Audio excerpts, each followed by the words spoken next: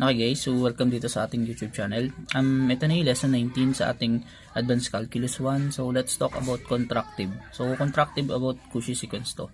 Okay, so parang contractive sequence. So sarap paano pag sinabing contractive? Meaning yung distance ng dalawang sequence o ng dalawang term ng dalawang yung bandang dulo o yung somewhat dulo ng mga sequence as long as magkasunod na sequence. Kunyari x sub n saka x sub n plus 1.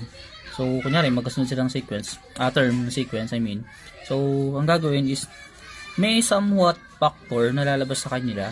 So, yun ibig sa contractile. So, may somewhat factor na lalabas sa, kunyari, 2, 3 or something. Pero, hindi lang basta scalar factor. Scalar factor na in between 0 and 1. So, yun yung about contractive. Pero, before natin pagdaanan yung contractive na yan, siyempre, i-discuss ko muna itong example ng cushy convergence criterion. Tapos, yun ba yung sa mga konting proving para dito.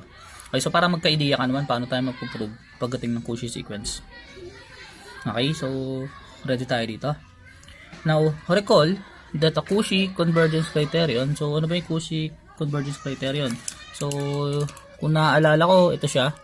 If x sub n, so lagay ko na lang. If the sequence of real number x sub n is convergent,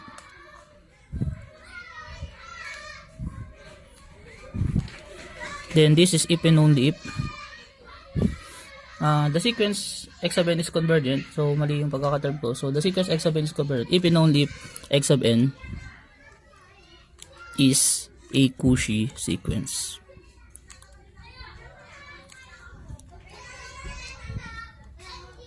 Okay, so paano ulit natin malalaman na cushy ang isang sequence? Malalaman natin cushy sa x sub n. So for every epsilon or for every epsilon greater than 0.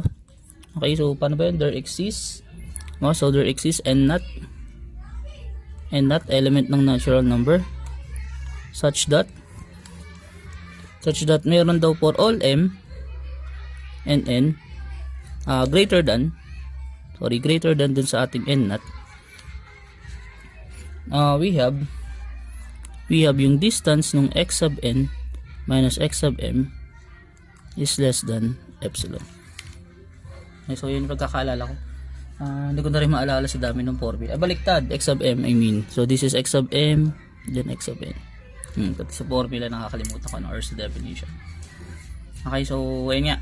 Ang ibig sabihin ni cushy is somewhat yung ang kino-consider natin is dalawang term ng sequence somewhere or somewhat sa dulo. Okay, yun yung ibig sabihin niya. Tapos ang ibig sabihin pa niya is somewhat na parang yung mga distance sila is epsilon distance, dapat ganun. Okay, so yun yung pagiging cushy sequence.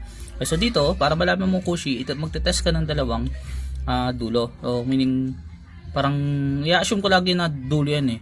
Okay, so somewhat malapit or somewhere malapit sa buntot niya. Okay, so proceed tayo dito. So examples, meron kasi tayong dalawang example. So yung number 1 is application na itong cushy. Number 2 is something na proving. So gagamit ako ng mga theorem or mga previous theorem na nagamit na natin. Okay, then masagutin natin to. Okay, so let x be the sequence of x sub n be defined by x is defined to be 1 or x sub 1. Mali ako ng pagkakalagay. X sub 1 is defined to be 1. X sub 2 is defined to be 2. And x sub n is defined to be 1/2 times x sub n minus 2 plus x sub n minus 1 for n element of natural number.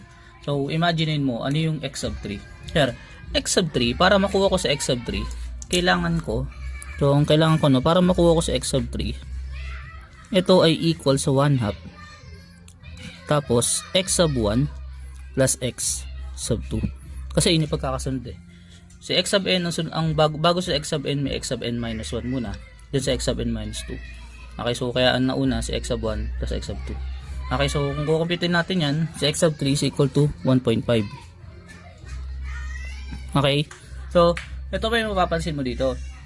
Observable dyan na hindi siya monotone. Itong sequence na to, itong x sub n na to is not monotone. Bakit? Kung kumuha ka na x sub 4, x sub 5, x sub 6, kahit ano, basta mag-solve ka. Kasi kailangan natin, hindi natin basta mas-solve sa x sub 7. Kunwari, solve ko sa x sub 7, hindi pwede. Kailangan mo i-solve muna sa x sub 4, sa x sub 5, tapos sa x sub 6. Para makuha mo sa x sub 7. Kasi ganun kailangan. Ngayon, kung tinuloy-tuloy mo to up to x sub 9 or something, makakapansin ka na itong sequence na to is hindi naman totally alternating, magbabago. Kunyari, paliit siya ng paliit, or palaki siya ng palaki, then biglang liliit. Kumbaga, nag 1.7, biglang nag 1.6, nag 1.9, biglang nag 1.8. Okay, or 1.9, biglang nag 1.89. Or tumataas siya, bumababa, mataas, bumababa. Okay, depende yan. Okay, so kung napansin mo, yung sequence natin is the average. Para makuha mo si x sub n, siya yung average nung dalawang nauna sa kanya. Yun yung ibig sabihin ng sequence na to. Yan, since ganyan yung ibig sabihin ng sequence na to, ano mapapansin mo kay x sub n? Okay, so ulitin ko lang ha, hindi naman to proving. So note that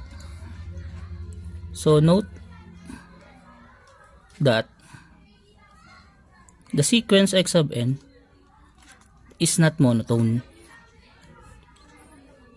So ulitin ko lang, ikaw na mag-compute or ikaw na mag-verify bakit hindi siya monotone, hindi siya decreasing or increasing. Okay, so another thing, aware ako, and lagay ko lang, and C1 is less than or equal kay x sub n and less than or equal kay sub k2. Okay, so somewhere, andyan dyan lang yung value niya. Okay, so hindi siya bababa sa 0 point something, sa 2.0, hindi siya angat sa 2.0, sa 2, basta abot na siya hanggang 2, yun yung pinaka-maximum value niya. Okay, so averaging siya. So ngayon, ano masasabi mo kung kukuha tayo ng term na, for example, ang kinuha ko si x sub n plus 1, si x sub n plus 1 saka si x sub n. Kunyari, kinuha ko yung distance ni x sub n minus x sub n plus 1. Okay, so kung kukumputin mo, sir, pag kukunin namin to, para pong equivalent siya, sir, sa dalawang bagay. Siya po, sir, is equivalent sa distance ni x sub n. Sir, may distance po kasi sa x sub n. Ang distance po ni x sub n is 1/2 x sub n minus 2 plus x sub n minus 1. Kay x sub n plus 1, ang distance naman niya is 1/2 x sub n minus 3. X sub n minus 1 tapos x sub n. Kasi yun yung pagkakasunod yata. Or nakakalito sa sinabi ko. Basta yun yung mga term. Okay, kung napapansin mo, lagi siyang may 1/2 something. So, kasi may 1/2 to, kasi may dahil doon, may 1/2 yun. Tapos pag ginawa ko rin to, may 1/2 something din yun. Okay, so pag pinactor out mo yun, or hindi mo totally mapapactor out kasi minsan iba yung term eh. Okay, so kunyari, ma-observe mo dito, ang distance na to lagi is something na merong 1/2. Pero hindi lang basta 1/2. Bakit? For example, kinuha ko yung distance ng x sub 1 saka x sub 5. Dadaan muna ako sa distance ni x sub 1, x sub 2, x sub 2, x sub 3, x sub 4, x sub 5. Then ganun. Okay, para makuha yung distance ni x sub 1 sa x sub 5. Ganun yung gagawin ko. Okay, so ngayon, kung mapapansin mo, itong sequence na to, yung distance lagi nitong mga to, for all n to ang distance niya is something na 1/2, tapos lalagyan ko ng 2n raised to 2n, 1/2 raised to 2n minus 1. So meaning, nagbabago yung fraction sa ilalim. Kasi nga, parang kunyari, parang ganito kasi mangyayari. Somehow, kunyari, x sub 1 nara x sub 1 saka x sub 5. Gusto kong kunin na distance. Somehow, ganito lalabas yan. May 1, 2, may 1/2, tapos somewhere sa loob may 1/2 pa rin yan. Okay, tapos distance yung dalawa, kunyari. Okay, then i-multiply ko palabas yan. Okay, sa unang distance kasi 1/2 lang. Sa pangalawang distance, magkakaroon na isa.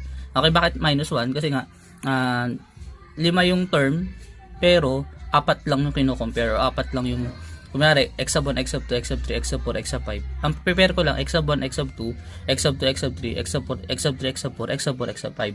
Okay, so 4 lang. Kaya anong nangyari? Instead na 1/2 raised to n, yung multiplier sa ilalim, naging multiplier na is 1/2 raised to n minus 1, kasi bawas. Okay, so ito ay for all n. So this is for all n, element of natural number. So again, ino-observe ko lang siya. Okay, so para masabi natin cushy siya, kasi ito gusto natin mangyari. Sir, dapat ito cushy. Okay, so para masabi natin cushy siya, dapat ang kunin natin na distance is yung x sub n. Okay, or si x sub n minus x sub n, or baliktarin ko lang, pwede naman kahit ano dyan. Kasi arbitrarily, hindi natin alam ano si m eh, ano si n. So ang gawin ko na ng x sub n sa x sub m. So this is x sub n minus x sub m. Okay, so yan yung gusto kong kunin na distance.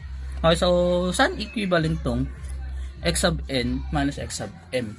Okay, so sir, paano po yan? Ito ay equivalent dito. Somehow, siya ay equivalent sa distance, or gawin ko less than or equal na para mas sure ako. ito ay less than or equal, tapos may something na triangle inequality na kaya apply. Ito ay distance between x sub n minus x sub n plus 1. Okay, then plus x sub n plus 1. Okay, then minus x sub n plus 2. Okay, then plus dot plus. Okay, then somewhere ito ay yung x sub m minus x sub n minus 1 minus x sub m. So ulitin ko lang. Ang ginawa ko is somewhat na yung sequence, kunyari ito si x sub n. Okay, may mga something dito bago niya ma-reach x sub m. Okay, so maraming term yan. So maaaring ito sa x sub n plus 1, x sub n plus 2, x sub n plus 2, x sub n. Then bigla dito sa x sub m minus 1, sa x sub m minus 2, x sub m minus 3 up to x sub m. Ganun yan. Okay, somewhere nandiyan yan. So again, minus 1 to So ito x sub m minus 1. Okay, so ngayon ano ibig sabihin? Bakit ganun ginawa ko? Ang ginawa ko na kasi, yung distance sa between dalawang to, hinati ko na. By triangle equality, hati ko na siya. Pero bakit mo hinati? Para magamit ko to. Kasi nga, ibig sabihin ito, for all n, ang distance naming dalawa, ng dalawang term sa loob ng sequence na to, is laging 1 over 2 raised to n minus 1. Okay? So, ano ibig sabihin dyan? Ang mangyari dyan is, mapapactor out ko, or magiging ganun siya. Magiging ganito siya. This is equal sa 1 over 2 raised to n minus 1. Okay, then ito ay 1 plus 1 over 2 raised to n. Kasi dito yung isa banta. Okay, ulit ito yung nabawasan, ito yung pinakauna. Then ito yung n something na. Kasi nga, dadagdagan na Kunyari, ito yung unang pair, pangalawang pair, pangatlong pair, then that something plus 1 over 2 raised to m minus 2. Okay, so bakit naman may m minus 2? M minus 2. So somewhere naman dito sa bandang m, yung bandang dulong m, bawas lang. I mean, dalawa lang siya bawas. Hindi mo ma-reach yung pinakadulo. Meaning, bawas lang siya ng something dalawa. Okay, so ulit ka. Para sa kanya, n minus 1. Pag hindi yun, nadagdagan. So, parang nadagdagan ng plus 1. Tapos, 1 over 2 raised to n plus 1. 1 over 2n. 1 over 2 raised to n plus 3. Then, that's something. 1 over 2 raised to n minus 2. Somewhere na ganun siya. Okay, so, next is, ang gagawin ko, di ba may 1 over 2 raised to n minus 1 yan. So, lahat sila may 1 over 2 raised to n minus 1. So, ano ibig sabihin mo? Kunyari, 1 over 2 raised to 2. 1 over 2 raised to 3. 1 over 2 raised to 4. 1 over 2 raised to 5. 1 over 2 raised to 1,000. Something ganun. Okay, so kaya ko mag-factor out ng 1 over 2 raised to 2. Something sa lahat. So, ang gagawin ko, ipa-factor out ko lang si 1 over 2 raised to n minus 1. In which may matitirang 1 dyan. Okay, then tinanggalan ko to ng 1 over 2 raised to n minus 1. Ano natira na lang? Pag tinanggal ko yon, may matitira ng 1 over 2 or plus 1 half. Okay, then plus plus. Ito ay 'di ba yung m minus 2. Tinanggalan ko siya ng n minus 1. So, kumbaga naglabas ako ng n minus 1 sa kanya. Ano mangyayari? So, magkakaroon siya ng parang mangyari, magtatanggal ako ng 1 over n minus 1 sa kanya.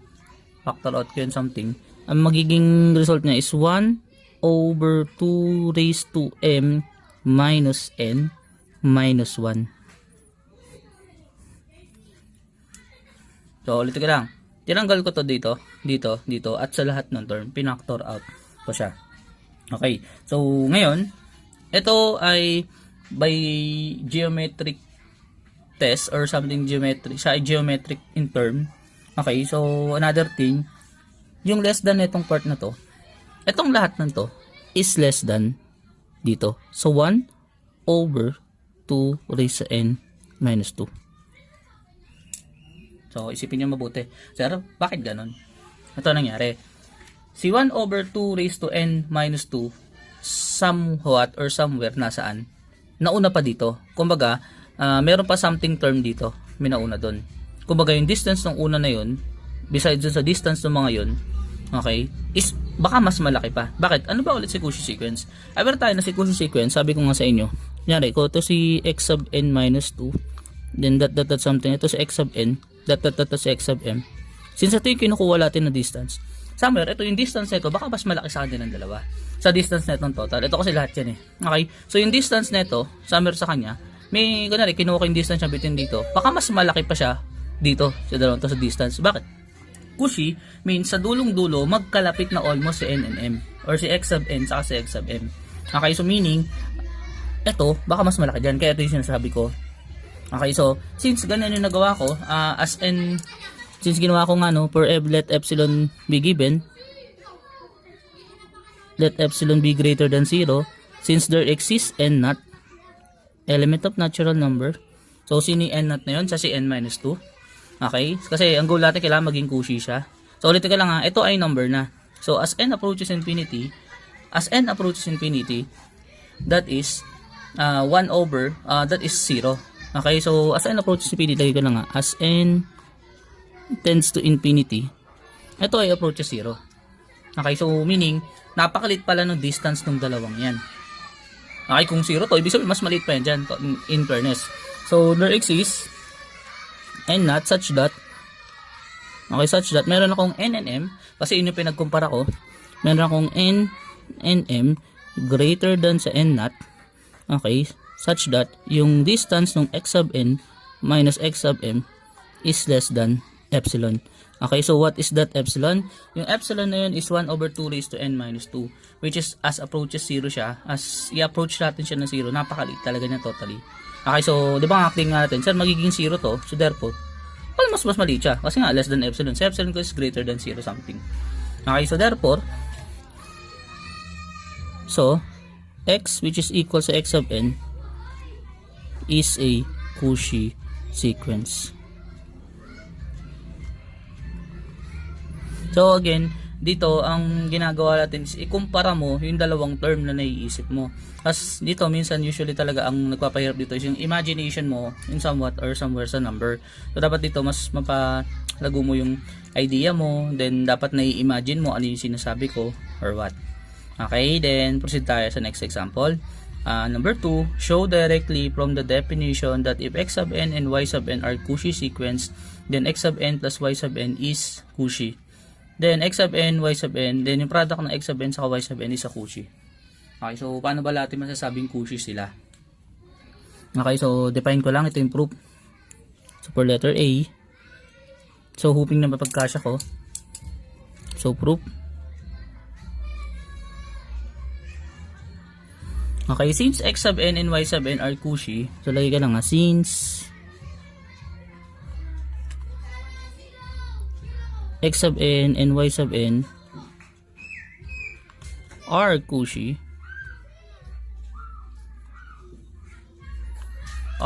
sequences,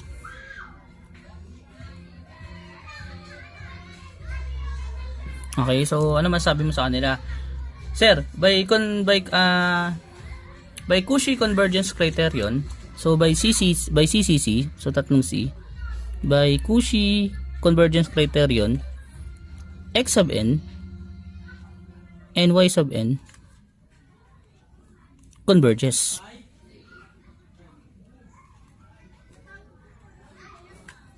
Okay, so converges sila, so somewhat na number. So since converges sila, paano converges? Kunyari, converges sila sa isang number, converges to, say na converges to C, para sila converges to C.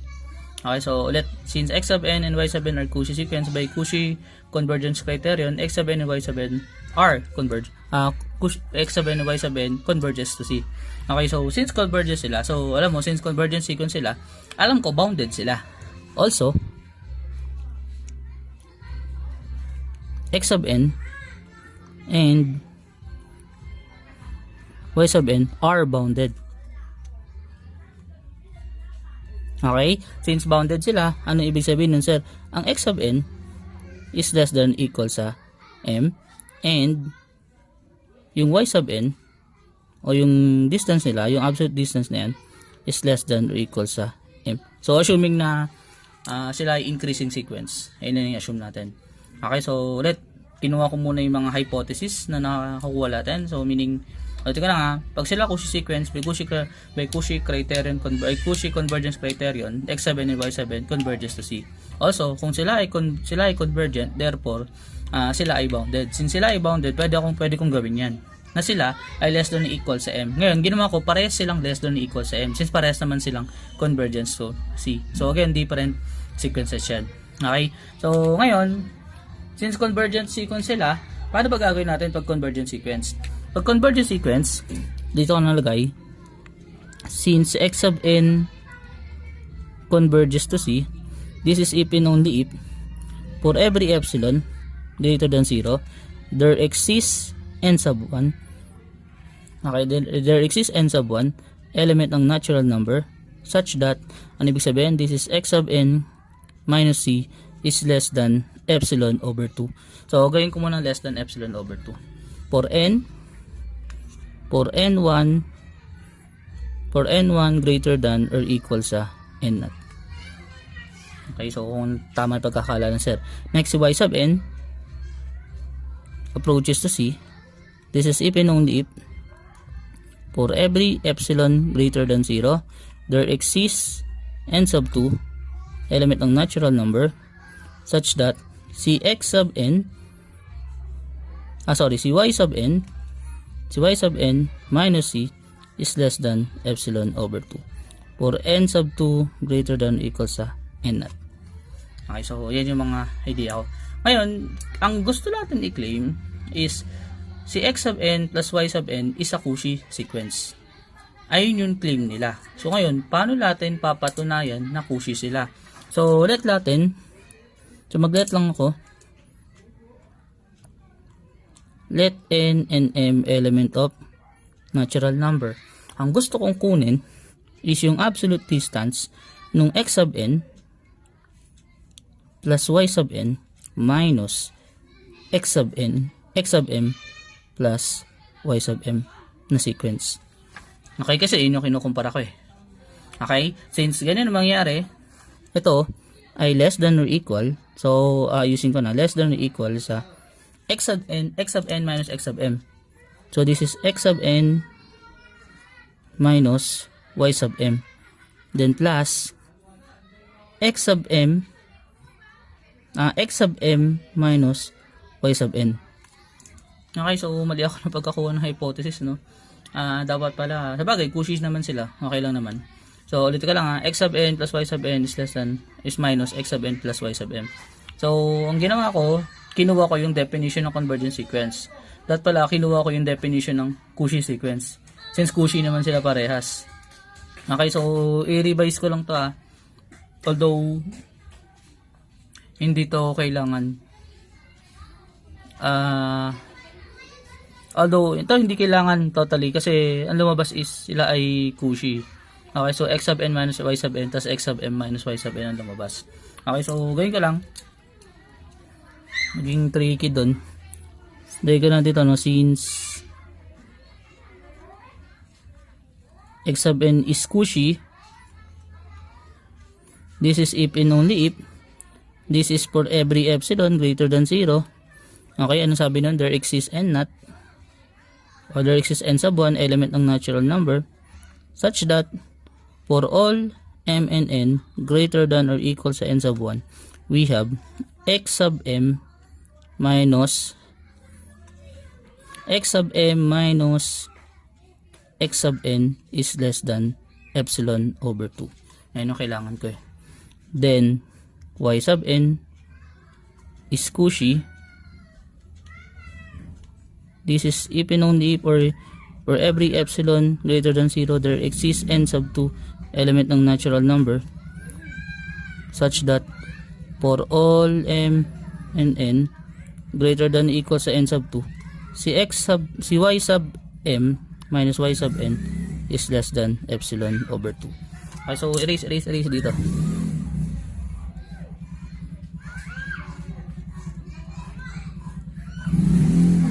Okay, so ang gagawin ko, pagsasabihin ko na i-prove yung dalawa. So ito yung A. Sorry about that. Okay, so for A, ang kukunin natin una is yung distance ni for A, ang kukunin natin, so let n and m element ng natural number. So we have x sub n plus y sub n minus x sub m plus y sub m. Okay, and that is less than or equal. So that is less than or equal sa x sub n minus x sub m plus y sub n minus y sub m. So ano ginawa na sir? Rearrange tapos by triangle inequality. So ini-skip ko na yung part na yun kasi common naman na sa atin yun. Next is by definition, since x sub n is a cushy, this is epsilon over 2 and also this is also epsilon over 2. So this is less than or equal sa epsilon over 2 plus epsilon over 2, which is less than epsilon over 2. Okay, so ganito nangyari. Since epsilon, so for every epsilon, okay, so for every epsilon, there exists n and m, okay, there exists n and m such that yung distance nila based on is less than, this is epsilon na lang, sorry, is less than epsilon or equal sa epsilon. Okay, so lagay ko na lang. So yung absolute distance ng f sub n plus y sub n minus x sub m plus y sub m is less than epsilon or n and m element and natural number. So sufficient condition yun para masabi natin na siya ay cushy. Therefore, si x sub n o yung term na x sub n plus y sub n is a cushy sequence. Okay, and that is done. Letter B. So hoping na bumilis dito.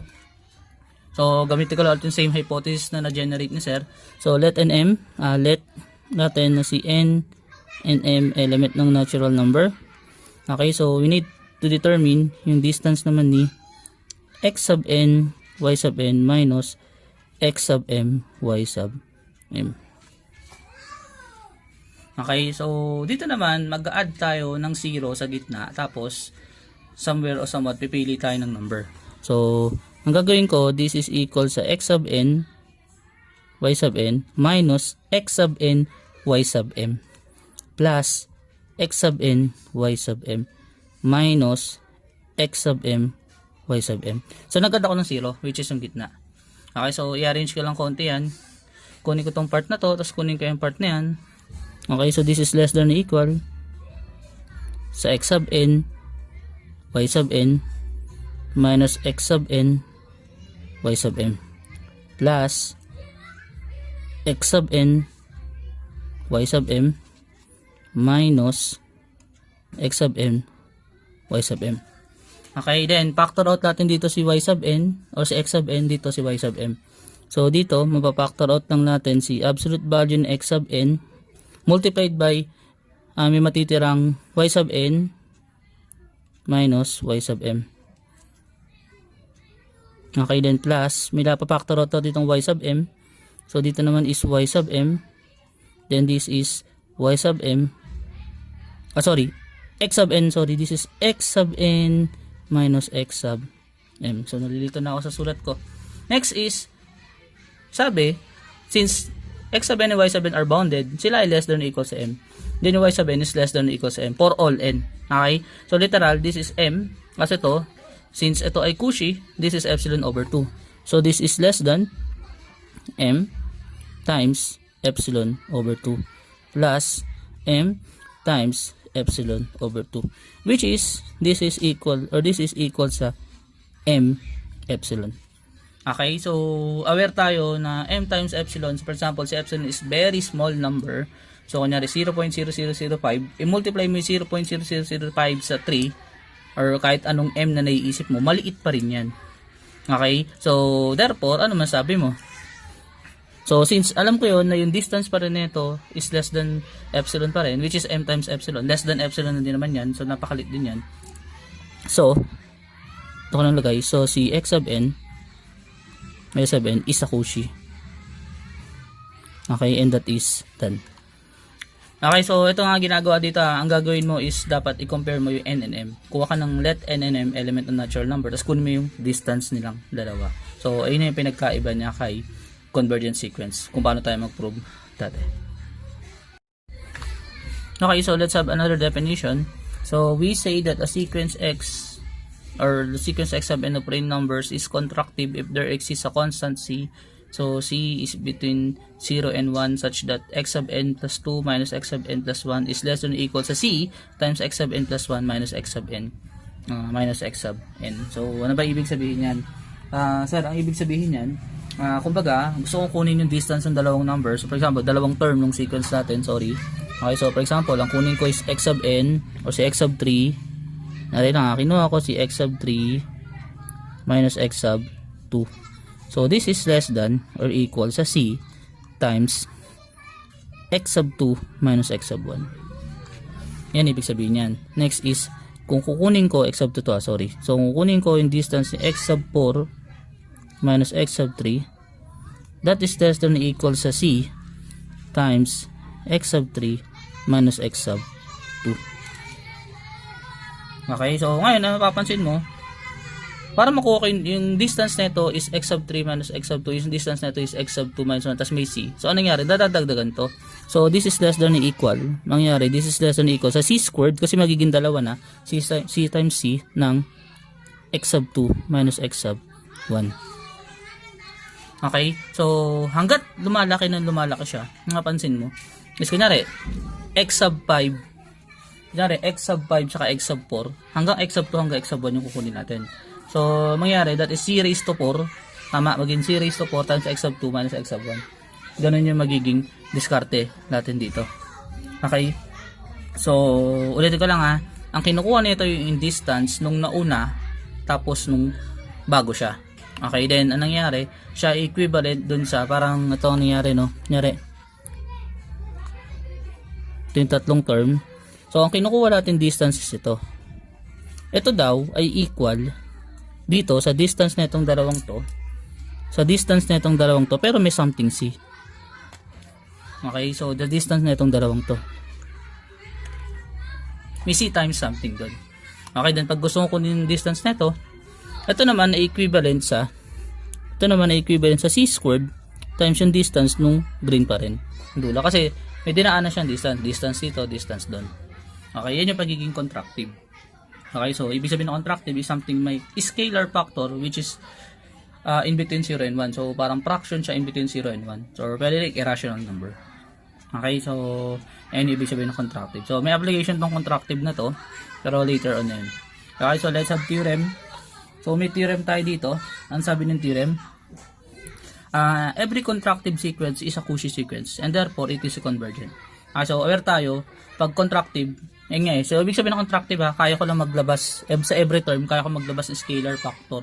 Okay, the more na lumalapit siya sa pinakaunang term, sa x sub 1 and x sub 2, the more na lumalaki yung multiplier sa labas. Pero yung c raised to n na yan, o yung c raised to n na lalabas na yun, is something na parang is maliit lang din actually, kasi nga yung c is in between 0 and 1 eh. Okay, so kumbaga paliit ng paliit, ganun nangyari. Yun ibig sabihin ni contractive. Okay, so ngayon every contractive sequence is a cushy sequence and therefore it is convergent. So paano natin ipoprove na ito ay totoo? Okay, so aware tayo, ito yung proof. Okay, so aware tayo na since siya is contractive, ano masasabi mo pag contractive? O lagay mo na tayo, let x sub n be the sequence. Be a cushy sequence which is contractive, or contractive sequence na lang para mali, no? So every contractive, so I think contractive sequence na lang. Let x sub n be a contractive sequence.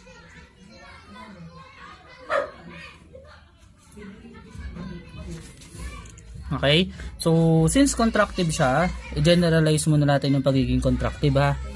So ang gagawin lang ni sir is papakita ko muna yung pagiging contractive niya in such a term na kunyari ito, meron akong x sub n plus 2 minus x sub n plus 1. This is less than or equal sa c, tapos x sub n plus 1 minus x sub n.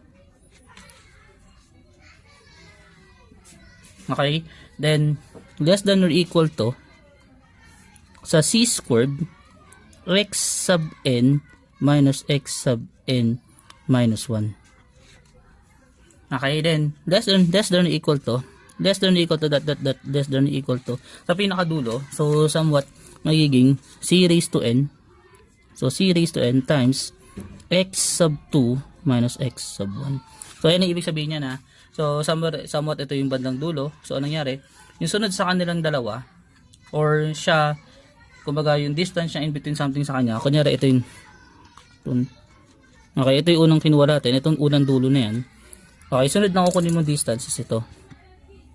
Okay, then ito, and ito, hanggang sa makarating kay x sub 1 saka kay x sub 2. Yan yung pinakadulo. Okay, so tandaan niyang bagay na yan. So ayan ha, pinakita ko lang yung pagiging contractive niya. Ngayon, since contractive siya, gusto natin makita kung siya ay cushy sequence. Okay, so again ha, ano pala yung pagiging contractive niya. Okay, so ngayon, pag nasabi natin siyang cushy sequence, kasi ito gusto natin eh. So, since application nga rin siya ni cushy sequence. So, ang gagawin natin, i-estimate natin yung distance ng x sub n minus x sub 1. X sub n minus x sub m. Kasi, dun siya para maging cushy. So, suppose natin, or mag-let tayo, let n greater than m, which is element ng natural number, and we estimate, so we will estimate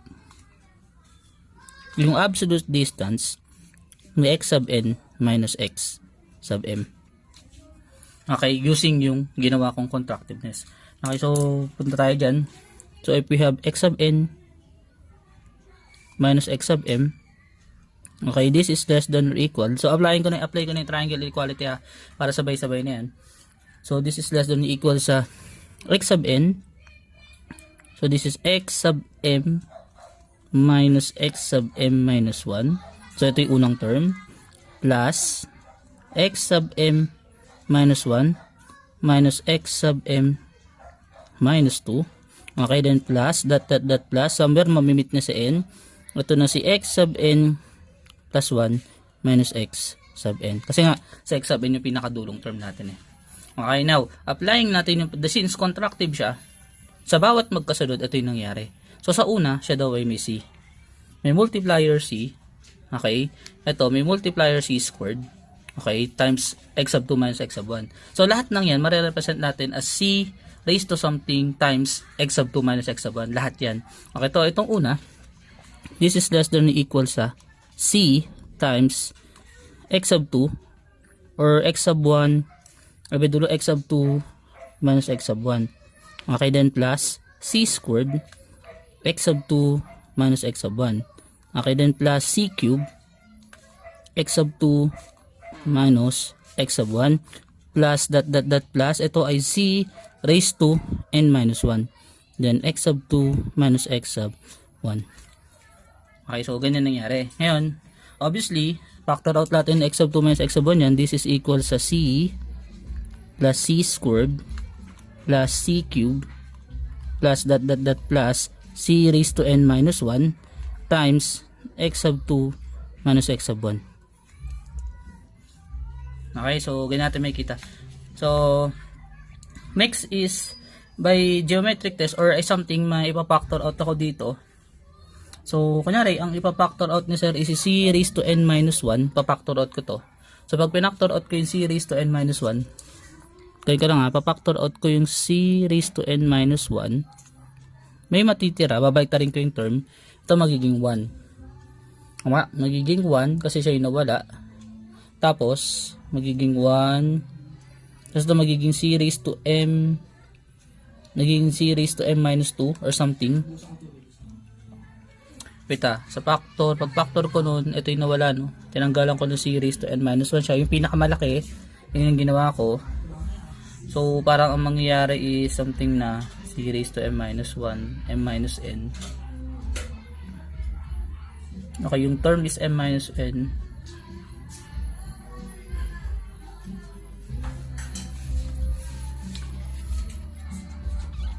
Buti ka lang, wait. So, ulit ka lang. Nung pinactor out ko siya, may matitira dito 1 plus something na may n minus 1. Sorry, walang n minus 1, n minus 2, n minus 3, n minus 4. Imagine natin. Okay, so kunyari ganito. Ito ay c squared, c cube, up to c sub 7. Pinactor out ko si c sub 7, c raised to 7, sorry. Si c raised to 7. So, naging 1 to. Okay, so ayun nga, anong nangyari nga is naging 1 siya. Naging 1 to, naging 3.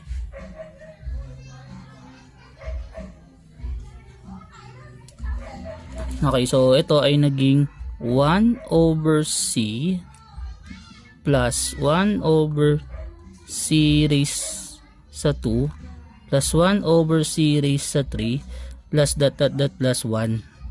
Okay, then x sub 2 minus x sub 1. So ayun yung naging distance niya. Tagal lang ako sa pag-imagine. Then ito ay geometric test. Okay, so paano geometric test? Yung a sub 1 natin is siya ay infinite geometric series. Okay, so since infinite geometric series siya, ano ba yung formula nun? Ang formula nun is 1 minus, pagkakaalala ko, yung sum is equal to 1 minus r raised to n over something na 1 minus c or 1 minus r. Okay, tapos may a sub 1 na multiplier. Okay, where a sub 1 natin dito is 1. Okay, kasi yun yung pinakadulo. Tapos yung ratio natin is c. So dito ang a sub 1 natin is 1. Okay, ang r natin is c 1 over c. Okay, so kunyari, ikinumpute natin yan dyan. Ang magiging sagot dito is, hindi na kasi kasya, is magiging ganito. This is equal or less than equal. This is less than equal sa c raised to n minus 1 multiplied by 1 over 1 minus c. Then multiplied by x sub 2 minus x sub 1. Okay, so again yung result na ito, pag ginawa mo infinite geometric series test na, ay yung sagot or yung sum niya, yung kanyang partial sum. Okay, then napapansin mo, yung c raised to n minus 1 over 1 minus c is something na number. Okay, so as n approaches infinity, ano mangyayari? As n approaches infinity, lumalaki to sa ilalim. Okay, pero si c is less than or equal to 0. Kunyari as n approaches infinity, si c raised to n minus 1 decreases. Sir, bakit? Since si c ay in between 0 and 1. So kunyari, fraction raised sa 1 million, mas lalong liliit yan eh. Okay, mas lumalaki kasi yung denominator na yun. Okay, so nagdi-decrease siya. Since nagdi-decrease siya, so aware ka na ito ay approaches 0. Okay, so somewhere to magte-tend sa 0. Okay, kung nangyari to as n approaches infinity, as n approaches infinity rather. Okay, so magsi-0 to, so therefore yung absolute distance nilang dalawa is 0. So therefore napatunayan natin na siya ay cushy. Okay, since siya ay cushy, therefore ano masabi mo sa kanya? By Cauchy criterion, convergence criterion, siya ay convergent. Okay, so lagay ka na lang so si x sub n is a cushy. Okay, then by CCC x sub n is convergent. Okay, and that is done. So again, it's a matter of understanding talaga kung ano yung in-explain ko dito. So ito rin yung nagpapahirap dito sa advanced calculus, lalo yung pag mga sequence or term. So dapat talagang kabisado mo si calculus 3, then yung mga series test lalo sa calculus 3, dapat kabisado mo yung mga yun eh. Okay, so again, yan yung proving na siya ay convergent. Okay, next is let's have the application for this. So sir, paano po ba yung application nito? Ito lang yung tanong, napakasimple lang. I-apply natin yung contractive sequence. Tapos, ang gagawin lang natin, hanapin natin, ililet natin, di ba? Yan yung pinari. May polynomial equation tayo. Yung polynomial equation, hanapin natin x term. Yung x term, ititira natin sa right side. Tapos, lahat ng x term, meaning yung x term, yung merong x raised to 1 lang. Yung x lang. So, tira natin sa kabila. Siya yung x sub n. Okay? So, mangyari, after nun, makaka-generate tayo ng formula doon. After natin maka-generate ng formula doon, ma-approximate natin yung solution niya. Okay, so, kukunin natin, pag nakuha natin x sub n na yun, kunin natin yung distance ng x sub n plus 2 minus x sub n plus 1 by contractive. Kasi, si contractive, ito yung sasabi ni contractive x sub n plus 2 minus x sub n plus 1, yun yung kunin mo. May something na lalabas na c. So pag may lumabas na c tayong nakuha, therefore yun yung pag-approximate natin na kanyang value. Okay, so tulad na ito, the cubic equation x cubed minus 7x plus 2 is equal to 0 has a solution between 0 and 1. Approximate the solution. Okay, so paano natin gagawin to? So una nga, sabi ko nga sa inyo, ililet natin na, di ba, ito kunyari, si x cube minus 7x plus 2 is equal to 0. Ang gagawin natin is ititira natin x term dito. So this is negative 7x is equal to negative x cube minus 2. Divide both side by 7. This is x, or negative 7. Then negative x cube minus 2 over negative 7. Tanggalin yung negative. That is x is equal to 1 over 7 multiplied by x cube plus 2. So ayan yung nangyari. So ngayon, ilalet natin na yung sequence natin nagtetend kay x. Okay, so meaning gagawin ko tong sequence. So ito magiging x sub n is defined to be 1 over 7 ng x sub n raised sa 3 plus 2. Okay, so meron na tayong sequence. Okay, so itong sequence na to, yung gagamitin natin para ma-apply yung contractive. So applying contractive or definition of contractive, i-consider natin si x sub n plus 2 minus x sub n plus 1. Kukunin natin yung distance niya. Ang mangyayari dapat, pag kinuha mo yung distance niya, ang mangyayari that x sub n plus 1 minus x sub n, tapos may lalabas na something c. Okay, so yung c na yun, yung parang contractive natin. So kaya nga dapat yung c na yun is something between 0 and 1. Okay, so try natin. So x sub n plus 2 apply ko dito. So ano mangyayari? This is equal sa absolute distance ng 1 over 7, palit ko dito, ng x sub n plus 2 cube plus 2.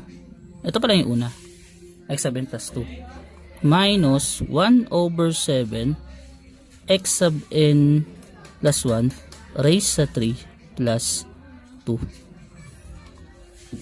Okay, then rearranging. So ang obvious, makakancel natin dito yung 2 over 7 saka negative 2 over 7.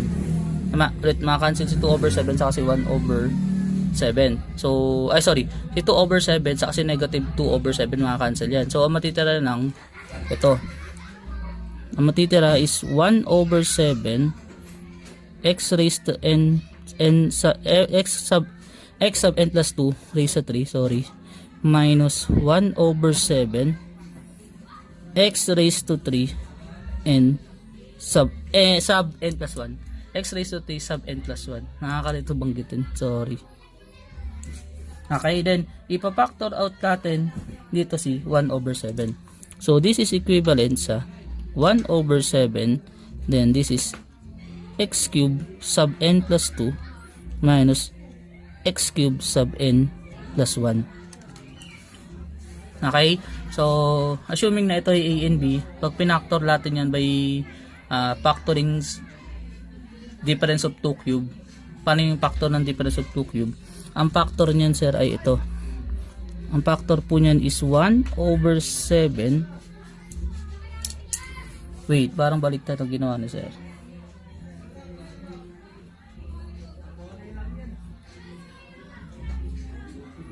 One over x sub n plus 1.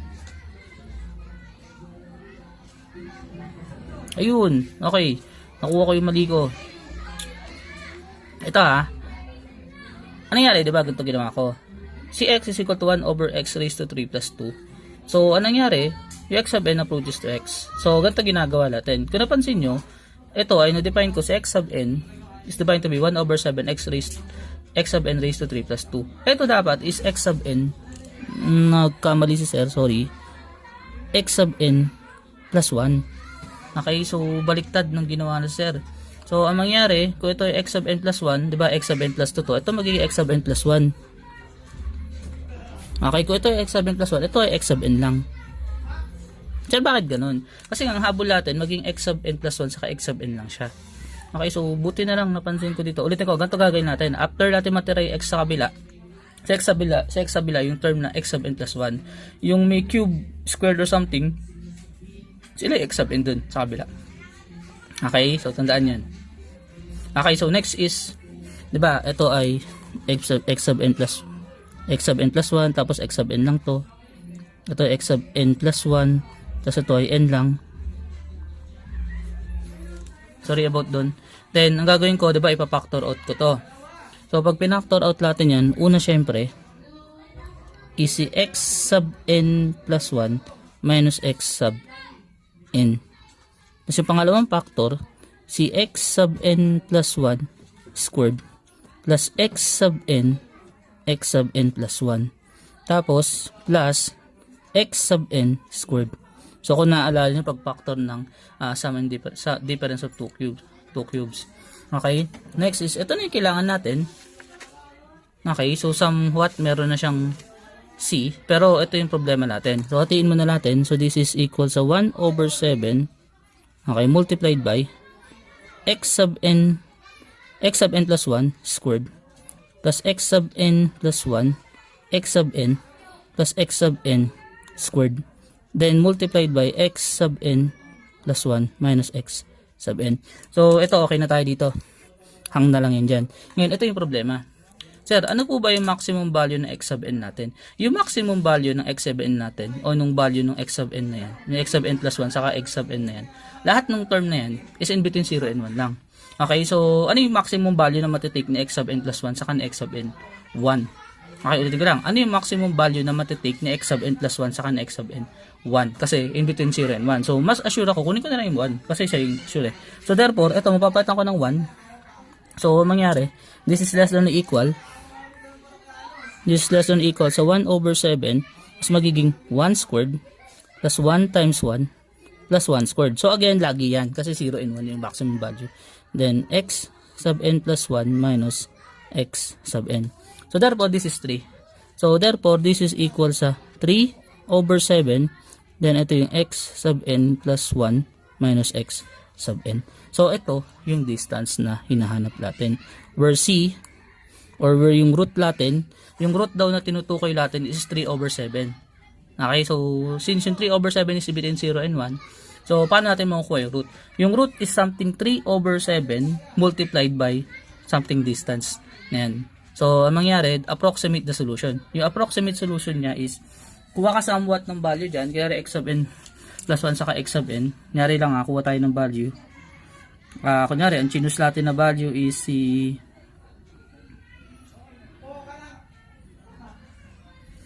kunyari lang, ang unang value na makukuha ko dito, kunyari ito yung gagawin ko. Ang unang value dyan is 1/2. Okay, kung si x sub 1 is 1/2, ano si x sub 2? Kunyari kung si x sub 1 is 1/2, ito ang lagay kung si x sub 1 is 1/2, ano si x sub 2? Si x sub 2 is equal sa 1 over 7 times 1/2 raised sa 3 plus 2. Okay, so approximate kasi tayo ng isang distance eh. Kukuha tayo ng isang sagot niya. Kasi 3 times 7, ang sagot sa kanya is 3 over 7 times something, which is ito. So what if kunin ko yung value na ito? Okay, so sa unang value. So this is 1/2. Calculate ko lang. Nasa lang aking mahiwagang calculator.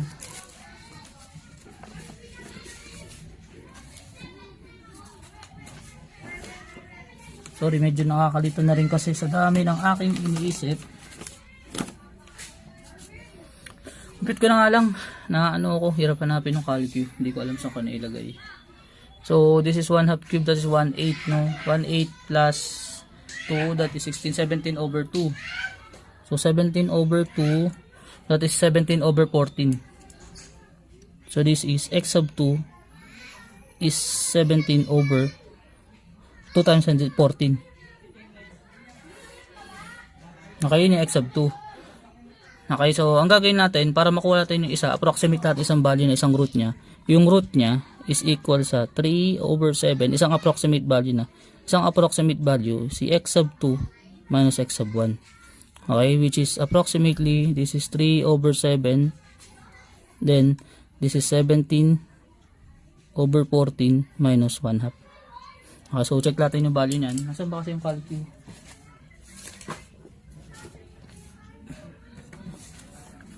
Okay, so ito. Tagal na rin ng video, sorry. So this is 3 over 7. Then, multiplied by absolute value na, no? So, 17 over 14 minus 1 half. So, huwag kalimutan yung absolute value kasi whenever lumabas. That is 15 over 49. So, approximately 0.3. Okay, so again, absolute value ko pa rin to, ha. Kung negative yung absolute value mo. So, that is 0.31 or 0.306. So, yung root daw is approximately 0.3061. Isa sa root niya. So, yun yung application ni Contractile.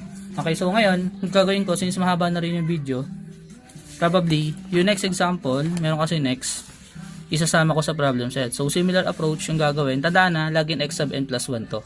Kasi ganyan lang. Tapos, ang goal mo, mapalabas mo yung x sub n plus 1 minus x sub n. Okay, so, ito ay gagawin ko, sasama ko sa problem set. Okay, so, thank you for watching. Hoping na may naintindihan ka. Then, sorry din, medyo napahaba kasi medyo mahirap din talaga mag-explain ng ganitong topic, lalo pag ini-imagine mo. Hindi ko kasi kayang ipakita in terms of sequence, saka in terms of distance.